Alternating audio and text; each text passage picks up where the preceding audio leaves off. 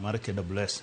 Strategic plan ni no walonche mondo konywa higni 5 mabiro mondo miwa roadmap kaka wabiro tiyo goganda, kaka wanyalo make sure ni kaka watiyo goganda, kech mandate mar sheria omiyowa mondo wachung' ne le e Kenya msima, le mantiere parks, le mantiere sanctuary, le duto te mantiere e piny mar Kenya. Sheria mar Wildlife Act 2013 omiyo KWS thuolo gi teko mondo gine ma gichung' ne le duto te mantie piny ni. Koro nwa launch strategic plan no chieng' wuok tich gi waziri wa mondo wayud proper roadmap manyalo guide koro KWS from higani nyaka higni 5 mabiro wabiro bedo nade kaka wamanejo wach mar le. Nikech wach mar le nitiere parks, le nitiere puothe ji, le nitiere kuonde moko e piny kate.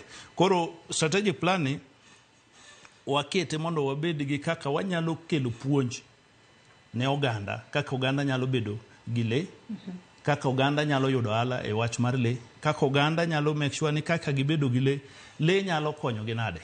Nitie ohala to ji yudo nade e wach mar le no.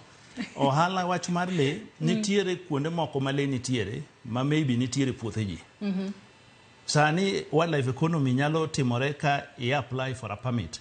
Omi kaka inyalo pidho legi, to legi ka welo biro to nyalo biro nene ka ene puothe. Ok ochuno nyaka gibi ginen gi parks gi reserves ma KWS manage. Nitie private conservancies, nitie private land, nitiere area ma ng'ato oyiene mondo opidh le.